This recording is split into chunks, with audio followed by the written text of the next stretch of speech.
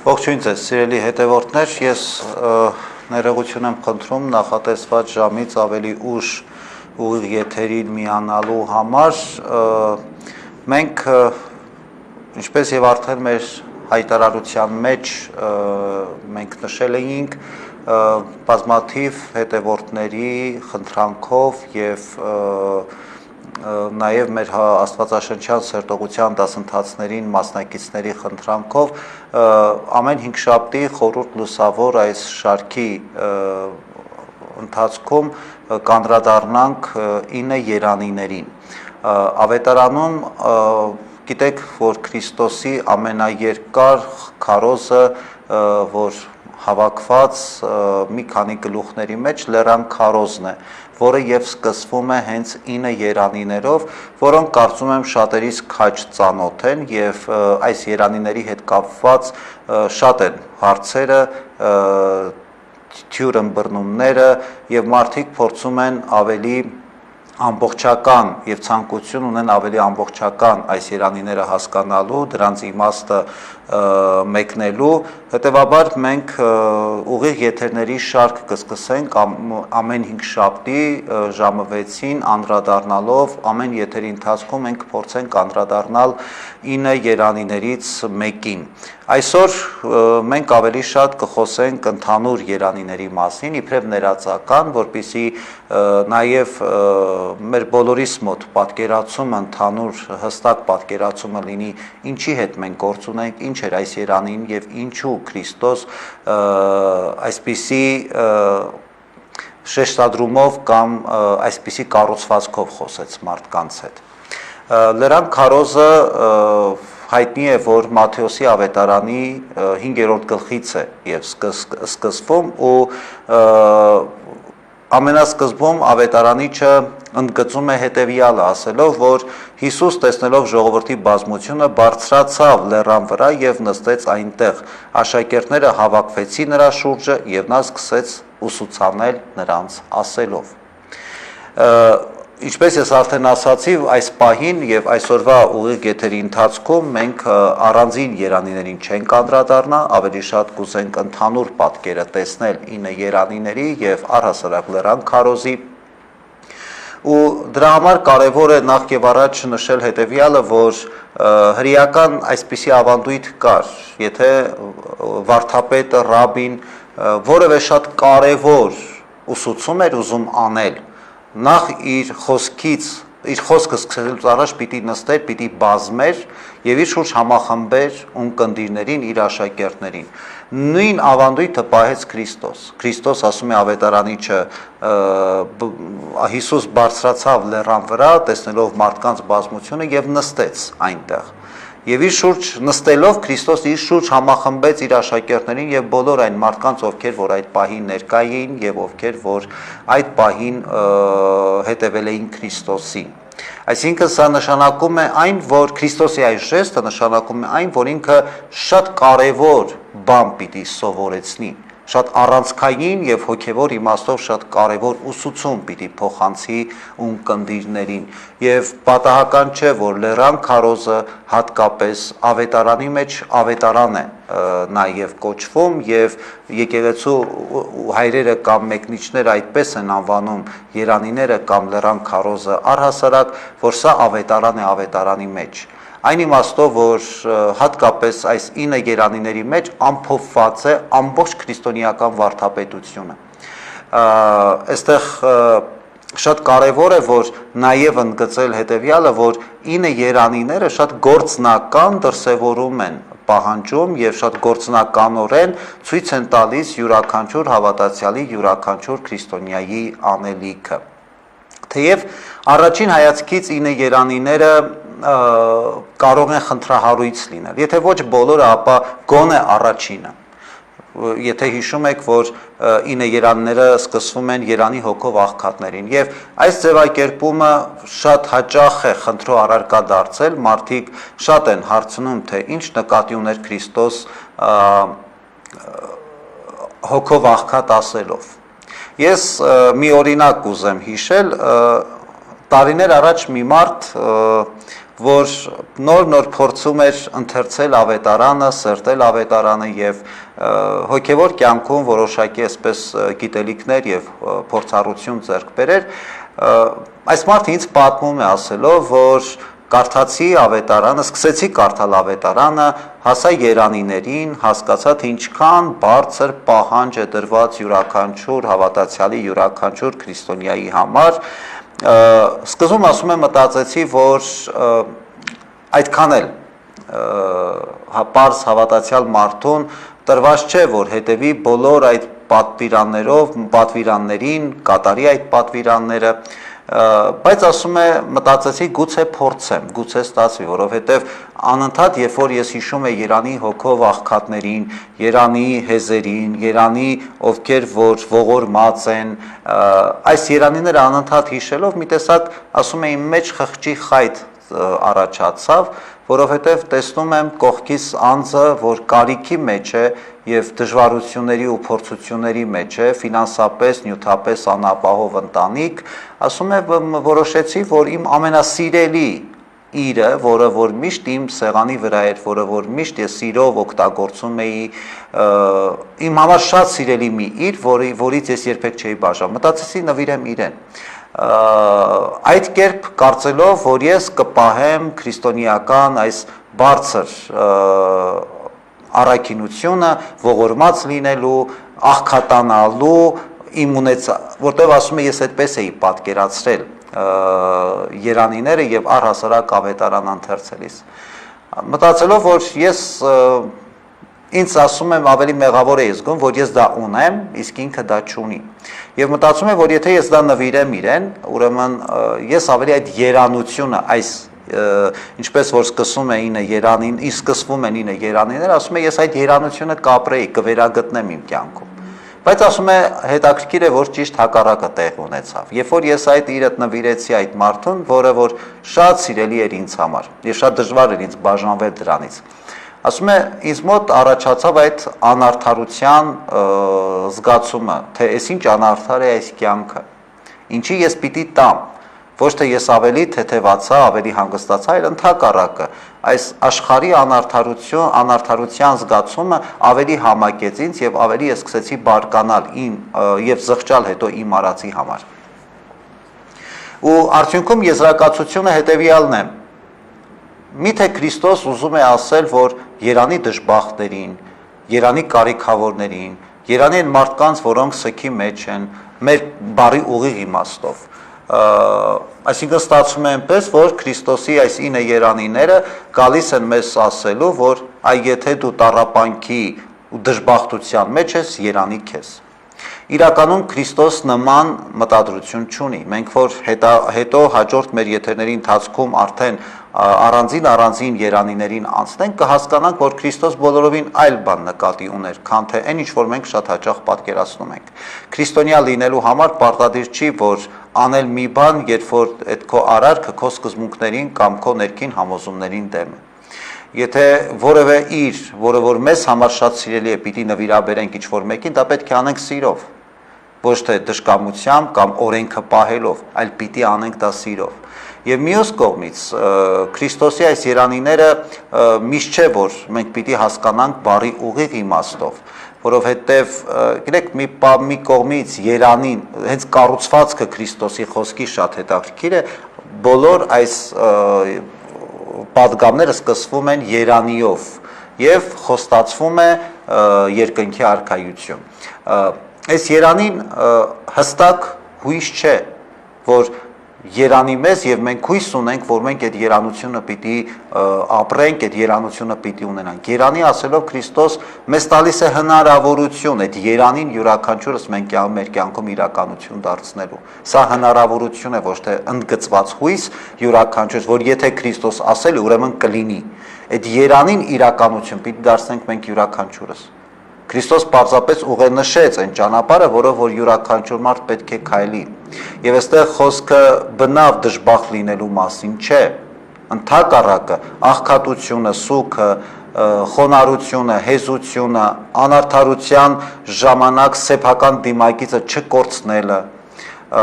փորձությունների ու հալածանքների ժամանակ քաջության դրսևորումը, Սա է որ Քրիստոս մեզ սովորեցնում է։ Սրանք այն ճանապարհներն են, որոնք մեզ սովորեցնում են քայլելու դեպի Աստված, քայլելու դեպի երկնքի արքայություն։ Քրիստոս իր երանիներով մեզ տվեց այդ հնարավորությունը,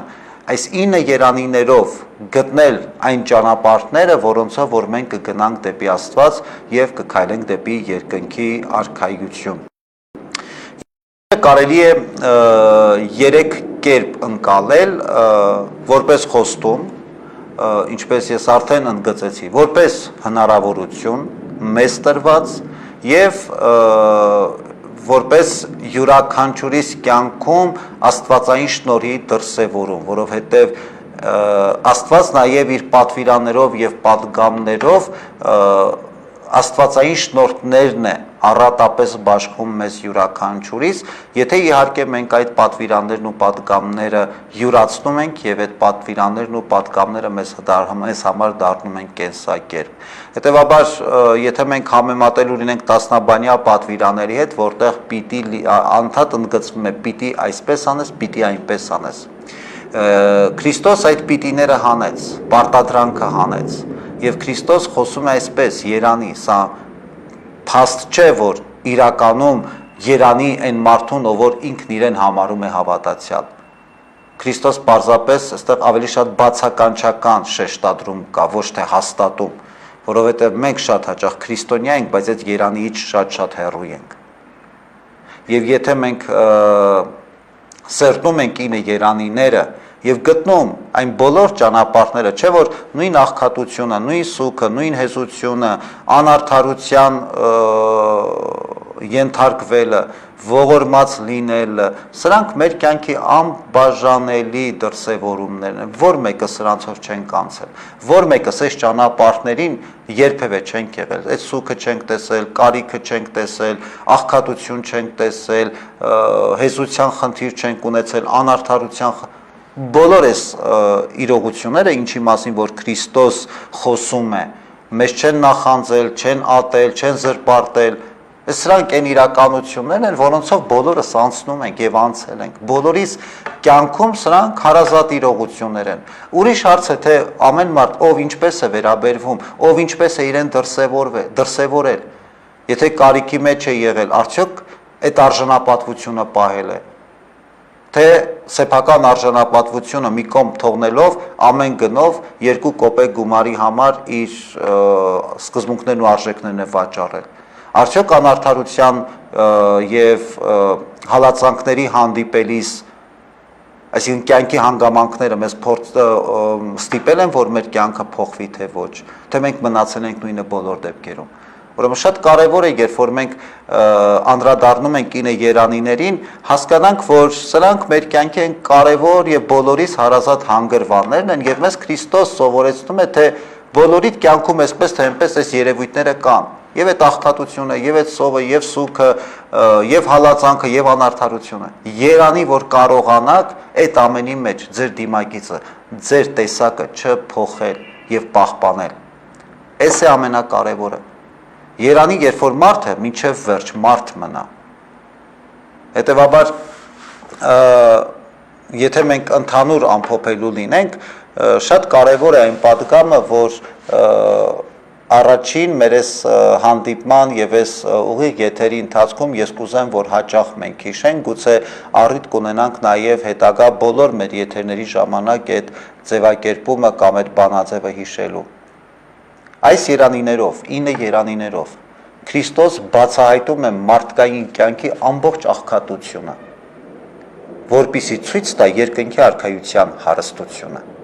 Որովհետև եթե դուք կառուցվածքային առումով նայեք 9 երանիներին, բոլոր դեպքերում 9 երանիները սկսում են ընդգծելով մեր կյանքի աղքատությունը, այն խնդիրները, որոնք մենք ունենք կյանքում, բայց երանիները ավարտվում են երկնքի արքայության խոստմամբ։ Քրիստոս իրականում այս 9 երանիներով մի կողմից բացահայտում է մեր կյանքի աղքատությունը, մեր խնդիրները, մեր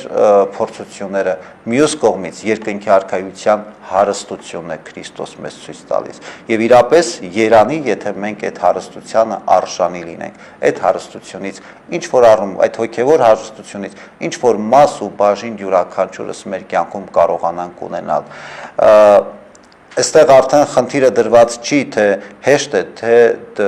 դժվար։ Եթե մենք խոսում ենք 10 պատվիրանների մասին, բոլորիս թվում է, թե ինչքան դժվար է 10 պատվիրանները պահել։ 9 երանիները պարտադրանք չեն մեզ յուրաքանչյուրիս, բայց յուրաքանչյուրիս համար ընդգծված հստակ ճանապարհներ են։ Եթե ուզում ես, եթե որոշել ես, ուրեմն պիտի հետևես այս ճանապարհին։ Եթե ինքդ քեզ համարում ես քրիստոնյա, ուրեմն սա քո ամենօրյա պայքարն է, ամենօրյա կյանքն է։ Անընդհատ քո մեջ բացահայտելով քո աղքատությունը, ձգտելով Աստծո հարստությանը, երկնքի արքայության հարստությանը։ Չէ՞ որ Քրիստոս մեզ սովորեցրեց այս երկրի վրա գանձեր մի դիսեք։ Երկնքում են իրական գանձերը, եւ հենց այդ գանձերն է, որ Քրիստոս մեզ բացահայտում է, մեզ տալիս է հնարավորություն մեր կյանքի ընթացքում ապրել հանուն երկնքի արքայության, որովհետեւ բոլորս էլ շատ լավ հասկանում ենք, այն ինչ որ այս աշխարհին է, մնալու է այս աշխարհին, բայց այն ինչ որ մենք կուտակում ենք կամ պահում ենք երկնքի արքայության համար, այն գանձեր են, հոգևոր արժեքները, սրանք են, որ հավիտենական են։ Ուստի ամեն անգամ Քրիստոս յուրաքանչյուրիս առաջ այս խնդիրն է դնում, ապաշխարությամբ բացահայտեք ձեր աղքատությունը, որովհետև եթե մարդը չի ընդունում իր տկարությունները, չի ընդունում իր աղքատությունը, չի կարող դրանց դեմ պայքարել եւ դրանք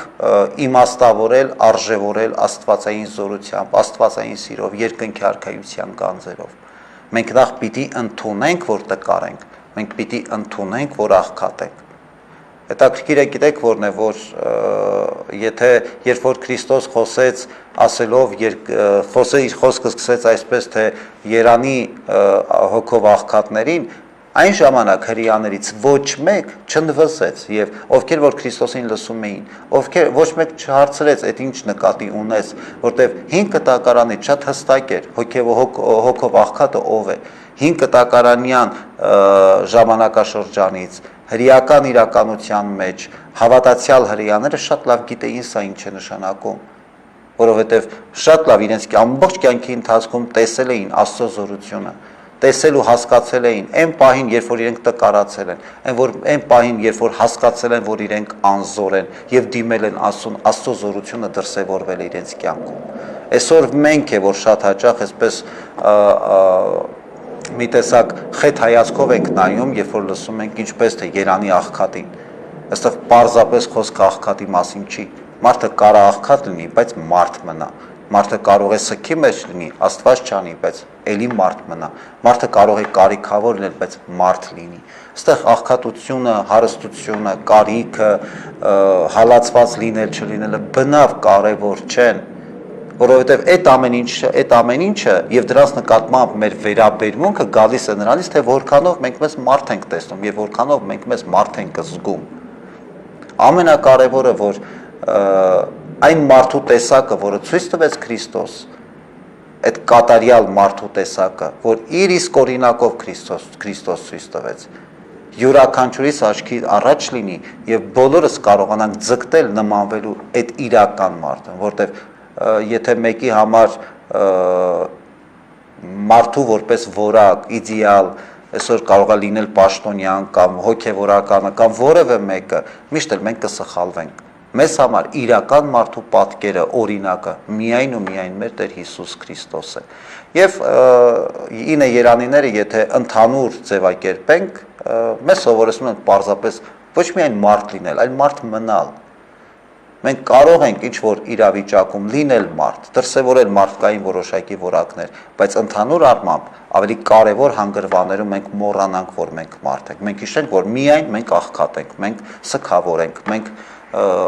հալածված ենք, մենք նեղացած ենք եւ այլն եւ այլն։ Բայց մարդ լինելու պայմանը, մեր մարդ լինելու բովանդակությունը, այդ աղքատությունը, սգավոր լինելը չէ, մեր մարդ լինելու բովանդակությունը մեր Տեր Հիսուս Քրիստոս է։ 9 երանիների համար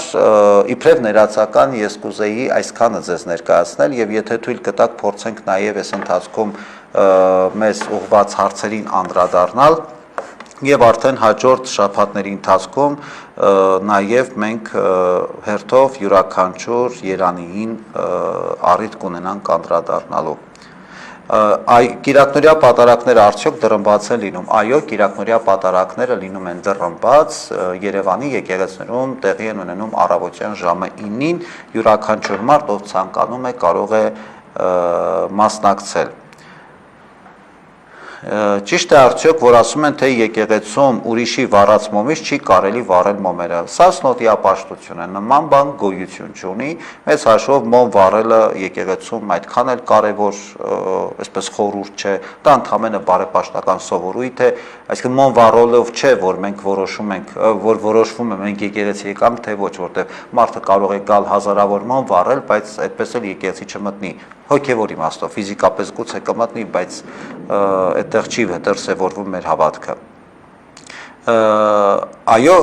ինչ խորհուրդ ունի եկեղեցու մոմ վառելը եւ արդյոք կարելի է գնալ եկեղեցի ու մոմ չվառել։ Իհարկե, ես քիչ առաջ հենց դա նկատի ունեի, որ եկեղեցու գալու պայմանը մոմ վառելը չէ։ Մոմը ընդհանրապես բարեպաշտական սովորույթ է, մոմի խորհուրդը լույսի խորհուրդն է, այդ լույսի մեջ մենք տեսնում ենք աստվածային շնորհները, Աստծո լույսը, նյութական իմաստով մեր վառած մոմը, այսինքն եկեղեցում գնաց մոմը եկամուտ է եկեղեցու կարիքների համար, այսինքն եկեղեցու աշխատողների, տնտեսուհիների,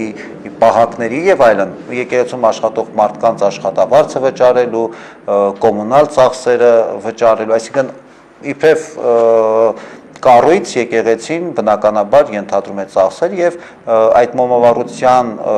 մոմավառությունից գոյացված եկամուտը, գումարը ուղղվում է բացառապես այս ծախսերի համար, բայց հոգևոր իմաստով մոմի լույսը աստվածային լույսի խորհրդանիշն է, թեև ասենք պետք չի այդ ամեն ինչը վերածել կռապաշտության, ինչպես ասենք շատ հաճախ մարդկանց ենք տեսնում, ովքեր որ գալիս են եկեղեցի, մի խուրձ մոմ են վառում եւ այդ մոմերը պարզապես պիտի ուժեղ բոցավառվեն, իրականում սրանք թյուրըմբռնումներ են եւ եկեղեցի գալիս ենք աղոթելու, եկեղեցին գալիս ենք Աստծո հետ հանդիպման համար։ Եվ սա ամենակարևոր պայմանն է եկեղեցի այցելելու։ Կարծեք թե հարցերը այսքանն էին, ես նորից ուզում եմ ներողությունը հայցել բոլորիդ, այսօր ուշ միանալու եթերին, հուսանք, որ առաջիկայում տեխնիկական ու խոչընդոտող որևէ խնդիր չի լինի, ամեն հինգշաբթի ժամը 6-ին մենք առնվազն կունենանք 9 հանդիպումներ, ամեն հանդիպման ընթացքում անդրադառնալով երանիներից որևէ մեկին։ Այս պահին այսքանը ես ուզում եմ ձեր համբերության համար շնորհակալություն հայտնել եւ մեզ հետևելու եւ ձեր հարցերի համար։ Թող Աստված իր երանության մեջ պահի մեզ ամենքիս։